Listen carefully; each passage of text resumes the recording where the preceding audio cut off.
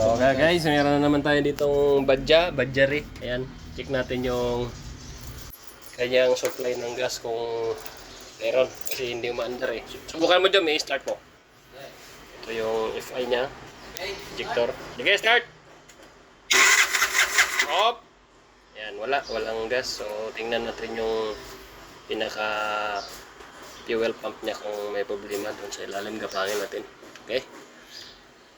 Nakalas na natin yung fuel pump. Titingnan natin direct natin sa baterya kung gumagana pa tong motor. So ayan, na-repair na pala to. So tingnan natin kung may diferensya tong IC.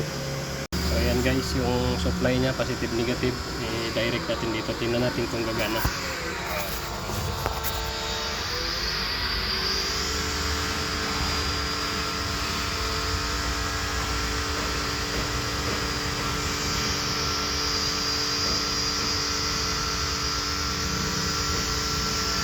Meron no?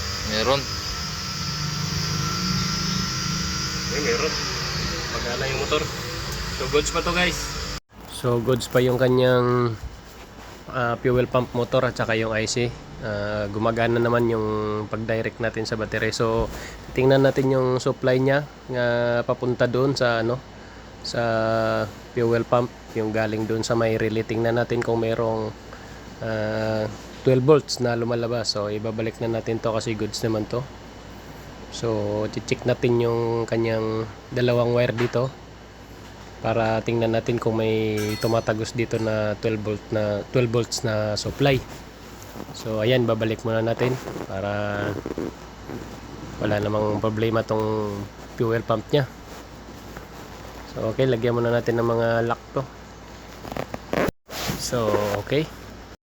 So ayan guys, yung relay na makikita nyo sa screen, yan po yung dahilan kung bakit walang 12 volts na supply papunta dyan sa socket ng ating fuel pump.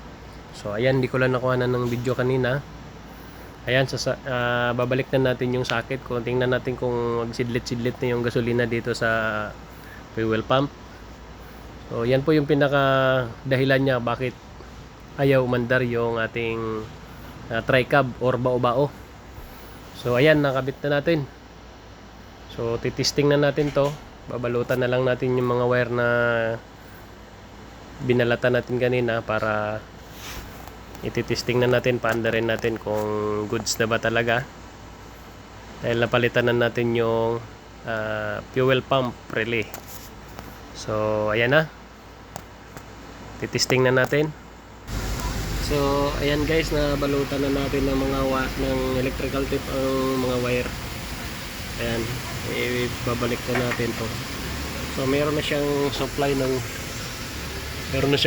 ng kuryente dito sa IC. Galing doon sa relay. Pagsusi natin sa ignition coil. So meron na siyang 12 volts dito na lumalabas. Kaya gumagana na yung motor niya. Tapos ito yung relay natin na pinalitan, no? Ayan.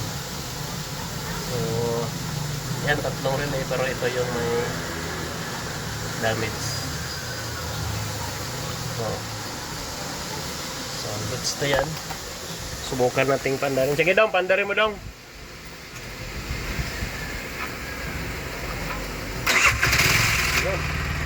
One click na lang. Ayan, mandar na. All goods na. Gagawin natin, tatakpan na lang natin to yung niya, yung cover niya dito. Ibabalik na lang natin pati sa kabila. Okay.